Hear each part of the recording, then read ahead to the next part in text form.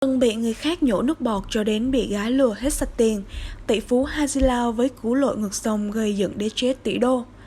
Có lẽ ít ai biết người sáng lập cửa hàng Hazilao đang làm mưa làm gió khắp châu Á, lại từng là một người thợ hàn có xuất thân từ nông thôn, nghèo khó. Trương Dũng đã gây dựng nên thương hiệu tỷ đô từ hai bàn tay trắng và trở thành ông trùm của ngành F&B nổi tiếng toàn cầu. Trong bảng danh sách những người giàu nhất thế giới 2019, Trương Dũng, người sáng lập cửa hàng Hazilao đứng vị trí thứ 192 với tổng tài sản lên tới 56,5 tỷ nhân dân tệ. Đồng thời, Hazilao cũng trở thành chuỗi nhà hàng có giá trị lớn nhất toàn cầu. Ít ai biết rằng Trương Dũng đã phải trải qua muôn vàn khó khăn mới tạo dựng được sự nghiệp thành công như ngày hôm nay. 3 lần khởi nghiệp thất bại, Bill One tin vào số phận. Trương Dũng được sinh ra và lớn lên tại thành phố Giảng Dương, tỉnh Tứ Xuyên, Trung Quốc. Bố ông là đầu bếp trong một nhà máy, còn mẹ là giáo viên tiểu học. Thời đi học, thành tích học của Trương Dũng rất kém. Chính vì vậy, sau khi tốt nghiệp trung học cơ sở, ông đã quyết định chuyển sang học nghề ở một trường kỹ thuật. Sau đó làm công nhân trong một nhà máy kéo ở Tứ Xuyên. Trong suốt nhiều năm, cuộc sống vô cùng vất vả và tẻ nhạt. Thuở ấy, bên cạnh nhà ông Trương Dũng có một bà lão, hai vợ chồng bà sinh sống chủ yếu vào nhờ việc kinh doanh món thịt ngỗng quay. Một ngày nọ, ông vô cùng bất ngờ khi biết được vợ chồng bà đã kiếm được hàng chục nghìn tệ chỉ nhờ vào việc bán những con ngỗng quay. Trong khi mỗi tháng ông đi làm vất vả cũng chỉ kiếm được 90 tệ, khoảng 315.000 đồng Việt Nam. Điều này đã trở thành nguồn động lực giúp ông bắt đầu nhen nhóm ý định lập nghiệp. Trong một lần tới thành đô, ông cảm thấy vô cùng kỳ lạ khi chứng kiến rất là nhiều người vây quanh chiếc máy trò chơi để tìm vận may. Vậy là nảy sinh ra suy nghĩ, hay là mình mua một cái để ở Giảng Dương nhỉ? Như vậy không phải tiền cứ thế mà đổ về vèo hay túi sao? Thế là chàng thanh niên Trương Dũng đã sử dụng số tiền 2.000 tệ, khoảng 7 triệu đồng mà mình tích góp trong vòng 2 năm qua, cộng với số tiền được vay mượn một số bạn bè, người thân, gom góp được tổng cộng 5.000 tệ, tương đương với 17,5 triệu đồng. Số tiền vừa đủ để mua cỗ máy.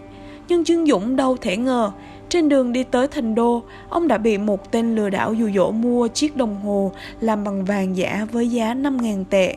Cứ thế không cánh mà bay, kế hoạch khởi nghiệp đầu tiên cũng nhanh chóng thất bại trong tiếc nuối. Không vì thế mà nản lòng, Trương Dũng nhanh chóng vực dậy và bắt đầu thực hiện kế hoạch kinh doanh tiếp theo. Thời điểm ấy, xăng dầu không được mua bán rộng rãi như hiện giờ, mà bắt buộc phải có phiếu mới có thể mua được. Loại phiếu này chỉ phát cho tài xế của những công ty quốc doanh hoặc chính phủ. Vậy là Trương Dũng liền nảy ra ý nghĩ kiếm lời nhờ việc thu mua và bán lại xăng dầu. Ông nhanh chóng viết một tấm bảng thật to, ghi chữ rao bán và thu mua xăng dầu. Mỗi khi có xe ô tô đi qua, ông liền giơ cao tấm biển này. Nhưng tiếc rằng suốt 2 ngày mệt nhọc, chẳng những không có lấy nổi một vị khách, mà ông còn một bị tên tài xế nhổ nước bọt, rồi phóng xe vụt mất. Lần thứ 3, ông quyết định mở một quán ăn nhỏ bán Malatang, một loại canh khá giống với lẩu, có nguồn gốc từ tỉnh Tứ Xuyên, Trung Quốc, được rất nhiều người ưa chuộng. Trương Dũng khi ấy đã kiếm khoảng 35 triệu đồng nhờ vào việc bán món canh này. Công việc kinh doanh tưởng như đang rất thuận lợi, nào ngờ Trương Dũng lại bị một cô gái lừa mất toàn bộ số tiền và tiếp tục trở về với hai bàn tay trắng. Sau khi trải qua 3 lần thất bại, ông đau khổ cho rằng người chẳng học thức, cũng chẳng có gì như ông thì số mình cũng chỉ được như vậy thôi. Đã từng có lúc ông buông bỏ tất cả và tin vào số phận. Có lẽ người như ông chẳng thể nào thành công trong công việc được. Thành công đến từ sự khác biệt, vậy là ông quyết định sẽ chậm rãi từng bước kinh doanh giống như bà lão bán ngỗng quay ngày xưa. Trương Dũng cùng với một số người bạn tích góp được 8.000 tệ, khoảng 28 triệu đồng và bắt đầu mở một cửa hàng lẩu. Khi ấy cửa hàng lẩu của Trương Dũng chỉ có vỏn vẹn 4 chiếc bàn.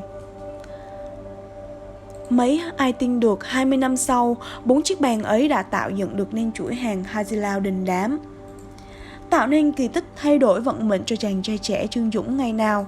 Điều gì đã tạo nên được thành công của Hazilao?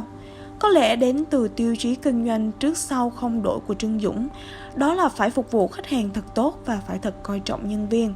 Khách hàng tốt, nhân viên tốt, chỉ có như vậy thì việc kinh doanh mới có thể một ngày tốt hơn.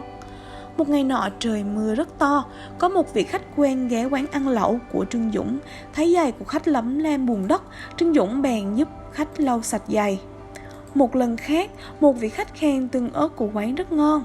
Thấy vậy, Trương Dũng lập tức gói một ít cho khách mang về. Chính kiểu phục vụ độc đáo này đã giúp Trương Dũng thu hút được vô số khách hàng. Cửa hàng của ông cũng ngày càng trở nên nổi tiếng.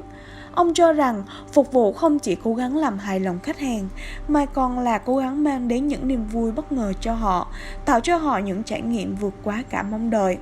Tất cả những chi tiết tưởng chừng rất là nhỏ nhặt ấy hóa ra lại có thể khiến khách hàng sẵn sàng trở thành đại sứ tuyên truyền cho thương hiệu. Đến nay, Haidilao được rất nhiều người biết đến và được yêu thích chính bởi dịch vụ chăm sóc khách hàng vô cùng chu đáo này.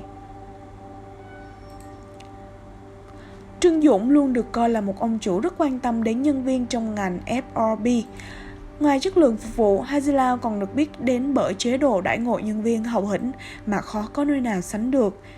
Được biết, thù lao của nhân viên Haidilao luôn nằm trong mức khá. Tại một số thành phố Trung Quốc, nhân viên chuỗi nhà hàng này có thể nhận được mức lương lên tới 8.000 tệ, khoảng 28 triệu đồng.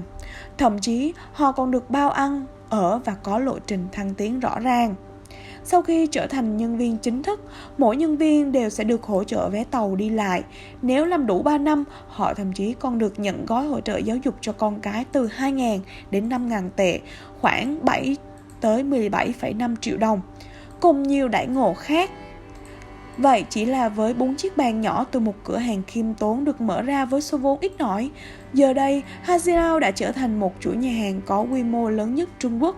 Haidilao có thể phát triển rực rỡ như ngày hôm nay, một phần không thể thiếu chính là sự nhờ quản lý tài ba và ý chí quyết tâm không ngừng nỗ lực của Trương Dũng. Ông đã trở thành tấm gương tiêu biểu cho rất nhiều người từng nếm trải thất bại và đang có ý định lập nghiệp khác.